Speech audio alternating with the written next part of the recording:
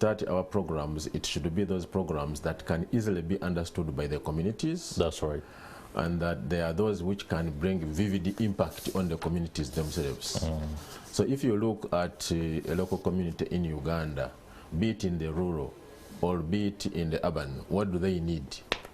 They need food, they need water, they need health, and maybe they need also a voice. Yeah.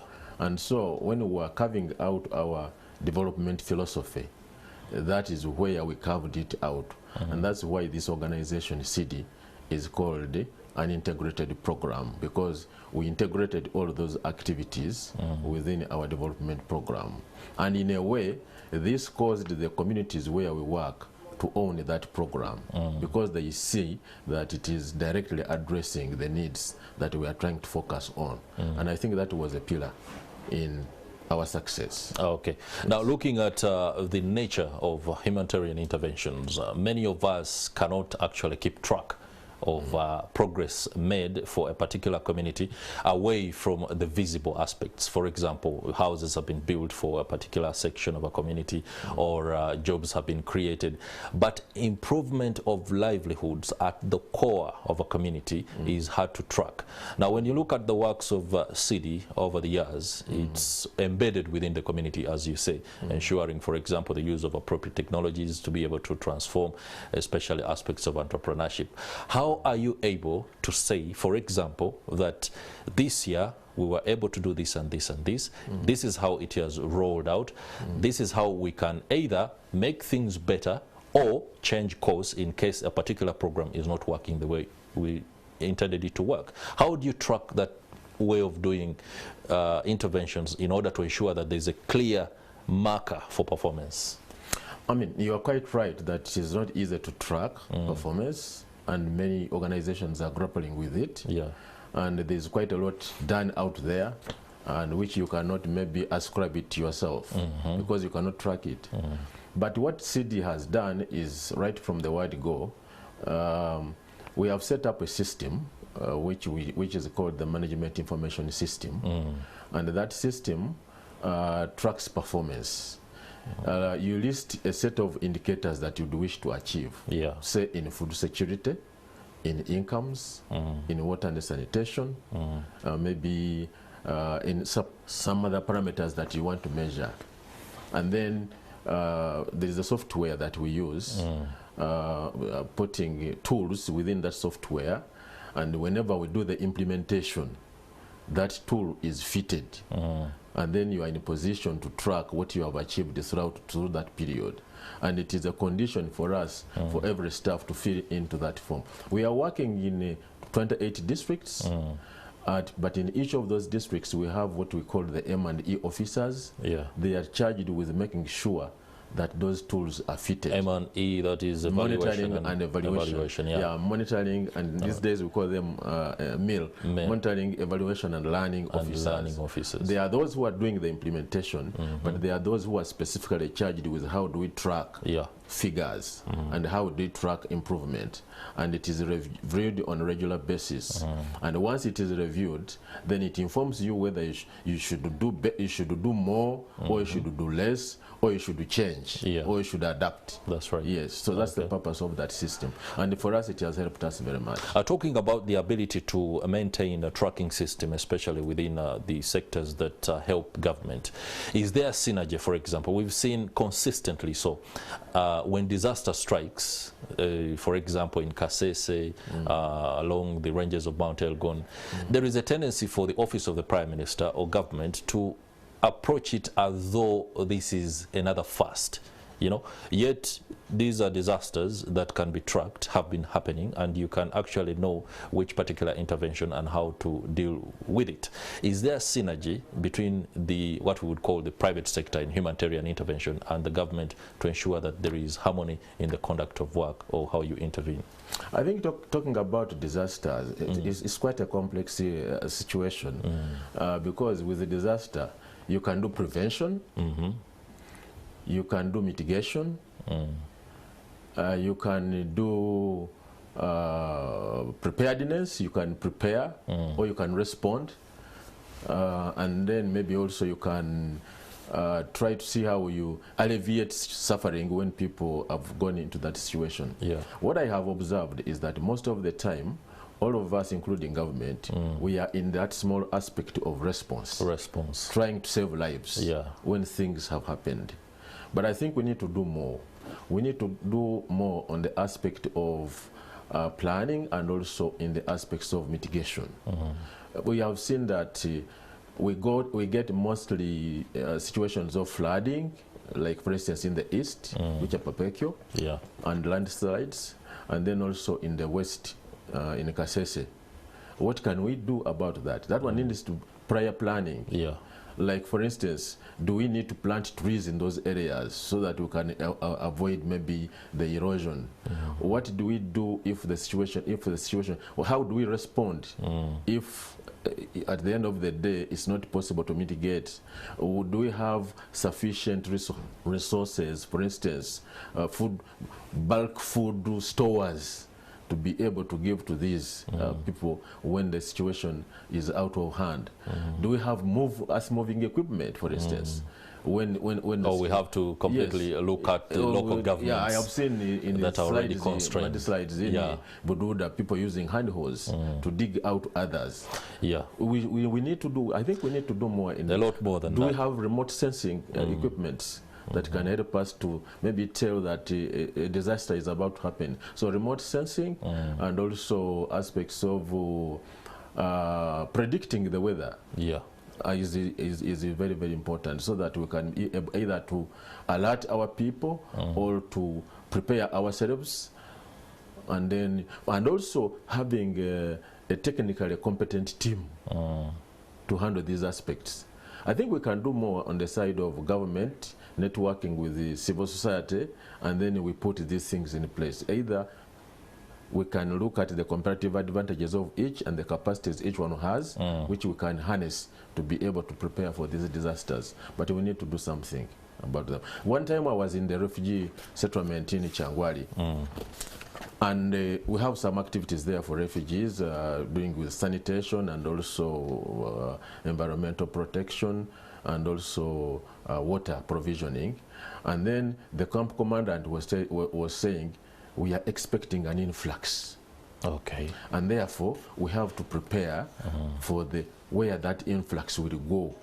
And I saw them clearing some parts of land and then making sure that when those people come, even putting in place. So that was good. That was good because they were, at least they expected and they were preparing. And when actually it happened and refugees, there was an influx of about 4,000 refugees, but they came when the situation was already.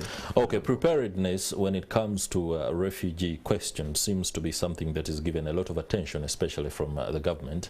And like you say, the need for a holistic approach, one that ensures that all sector players come in order to ensure that disaster preparedness and crisis management, because we seem to have a problem with crisis management, so much so that you would expect, for example, the Uganda People's Defense Forces to be at hand in times like when disaster has struck. However, it's debatable. The response can be slow or not as prompt as it ought to be, and that of course calls for what you said earlier as a holistic approach. But allow me go to the 25 years celebrations, the Silver Jubilee. What do we have in store for those that have been beneficiaries over the years, but most importantly, other stakeholders that you seem to be working with? Yeah, I mean, I think we are not celebrating years, by the way, but we are celebrating the impact. The impact on the work. Yes, the impact on the work that we have caused on this community, which we feel proud about. Like, for instance, the time we started when we were doing agriculture, which we mostly took to rural areas, specifically for the reason I explained at first. You find that people were taking barely a meal a day. Like if I talk about places we are working in Soroti, Gweri, Tuburu, Katine, and other places in the east, and also Nakapiripirit and areas of Napak in Karamoja, people were taking barely a meal a day. So the time we supplemented with our activities of agriculture production, increasing food security, I'm proud to say now people are taking 3 meals at least a day, and that's a big achievement.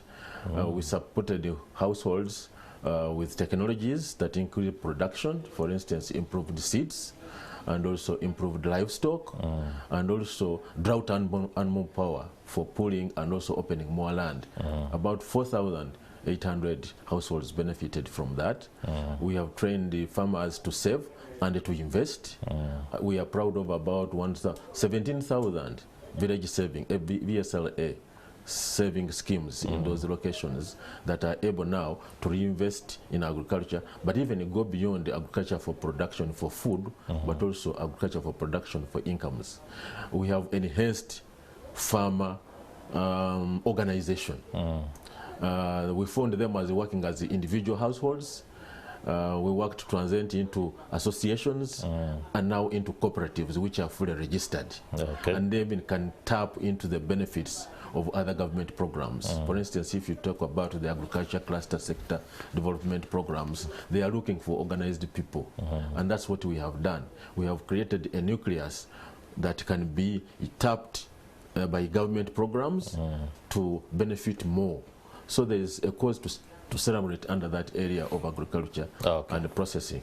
The same also applies to the other sectors where we work in, like water and sanitation. We have commissioned a lot of valley dams in the prone areas to drought. We have been talking about disaster in Karamoja. We have commissioned so many boreholes for water for consumption for people and also for animals. We have set up many sanitation facilities in schools and in communities. We are proud of about maybe 300 or so sanitation facilities being put in schools and so on. Yes. So I'm glad you... There is something to celebrate about in these 25 years. Yeah, I'm glad you bring up the issue of Karamoja. It's a region and that has been particularly, affected and grapples with disaster after disaster. I don't know whether there is effort, whether you have been contacted or you have made effort to put your 2 cents on board the interventions that government is rolling out in that particular region, and if so, talk about it, but also share with us what approach is best for ensuring food security in Karamoja region. I mean, Karamoja is quite a complex situation, but I can say that it's now not hopeless. I think because of the continuous sensitization, because development is a slow process. People will not learn it today and tomorrow they start implementing. It is a process. So it has been a process to transport Karamoja. Every effort you can say that has been put there either by government or by civil society, I would say that it is cumulative. It is very important to change people's minds and mindset. That's right. If we are going to cause development.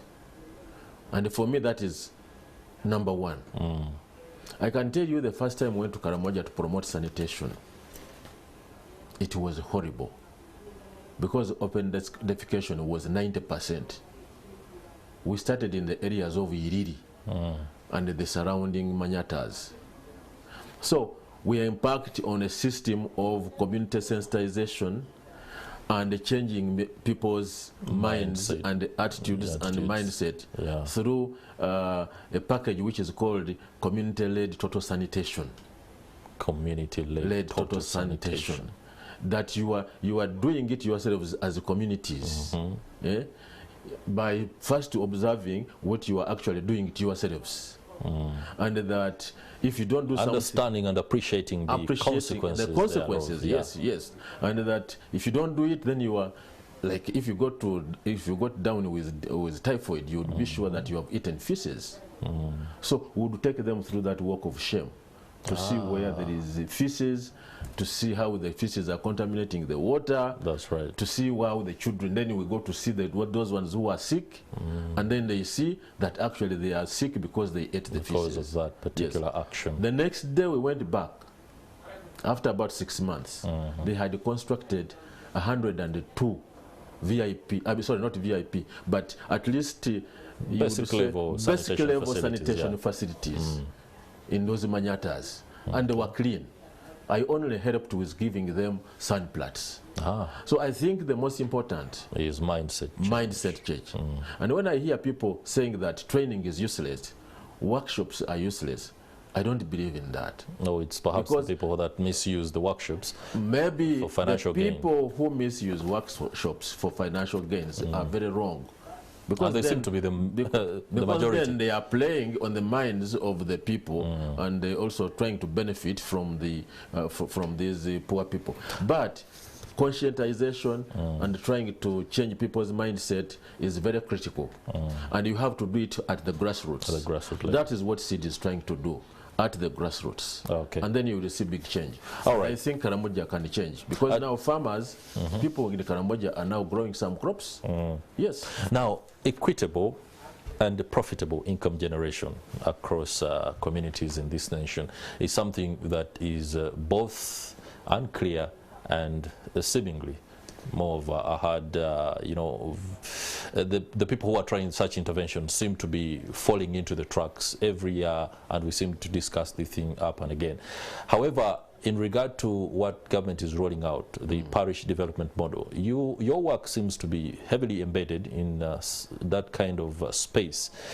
Is it, do you feel, and this is a bit of an uncomfortable question, I'm not saying you're going to be putting government on the spot, do you think the parish development model is a real chance for the kind of progress and transformation that the government, as propped by President Yoweri Museveni, want for the average Ugandan? I think if we use the right methodologies to implement the parish development model, I think it would be a good thing. Why? It is bringing development closer to the communities than if it was maybe to be a national program up there or at the district. So the parish development model would bring the communities, would bring development to the communities and engage them, and themselves be part of their own development. Okay. For instance, I would tell you that when we are doing our agricultural program, we went to the communities and we used the communities to be like the trainers of their own counterparts. We trained whom we call the community-based trainers. Yeah. That is the method that we used. And if this can be embedded within the parish development model, that the people themselves be part of the model, be part of the planning, and be part of the implementation and the monitoring. There is what we call community-based monitoring tools. They can be developed. And these communities can follow up on themselves what is being implemented. However, if we get technicians to come from outside, to come and do work and go back, the model might find some challenges. Okay. Yes. Thank you very much. But on the very last note, as we enter the final bend of the discussion, celebrating 25 years is always, especially in Uganda, grand stuff. Have you prepared a particular venue or a set of activities that you're going to undertake on a particular day that will allow some of us, for example, who would like to amplify some of these interventions that you do to be part of the process? Yes, we have prepared a venue, and this venue is at Royal Suits Bugolobi. It's a wide area. It will give opportunity for people to share. That's right. We are going to make exhibits. This is a big day. We have developed quite a lot of material. You are talking about collecting information and data. We have collected quite a lot of, we have documented quite a lot of material that we would like on that day actually to share out. We are expecting that we shall have a number of government departments whom we work with very closely. That's right. We shall have local governments. We shall have ministries. We are privileged to be, even to be sitting to big national meetings which are planning for this country. Like, for instance, we are on the joint sector review meeting for agriculture and also on the joint sector review meeting for water and sanitation, because we are quite big in those areas. So all of that will be an opportunity for us to share. We shall have our donors in there. We shall have the people with whom we work, because they should be the ones to be celebrating these achievements, and we shall have first-hand stories from their progress. Okay. Where did I start? Where did I end? Where am I now? They will give all of those stories, and they will be interesting to listen to from the horse's mouth what CIDI has done with these people. All right. Thank you very much, Dr. Fulgesia Juko, the Executive Director at Community Integrated Development Initiatives there, working to alleviate the suffering of people in areas including food security, primary health care, as well as profitable income generation through the use of adaptable technologies. But before I end on that point, 1 minute, not even a minute, a second. Just a second. I want to show you this book here. All right, as you do that, I will ask my floor manager to help me ensure that we do have that book with us, so that Dr. Fulgesio Juko can share with us that very what I've been describing to you, our methodologies of work and our experiences in community development is all documented in this book, which I've written myself. Let me have a look.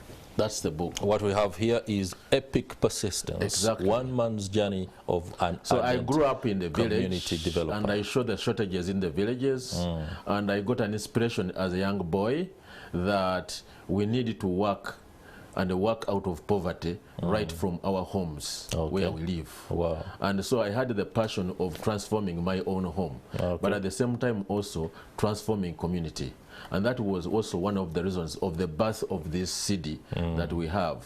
So there it shows the kind of approaches that we use as CIDI to cause development amongst people, and also to give an inspiration to others that it is possible even when you are coming from a hopeless situation. That's right. There's a professor who read that book, and he told me that if he had written it, if he had read it 30 years back, given the kind of shortages I had in my life when I was growing up, and the kind of opportunities he had for himself, by this time he would have been a billionaire. Wow. Yes. I'll ask the producer to get us a pen so Dr. Juko can autograph my copy of this particular book, Epic Persistence, One Man's Journey of an Ardent Community Developer. It's been a pleasure, of course, having insights and perspective from a man who has embedded himself in humanitarian work. Time now for a short break. Do stay with us. There's a lot coming up.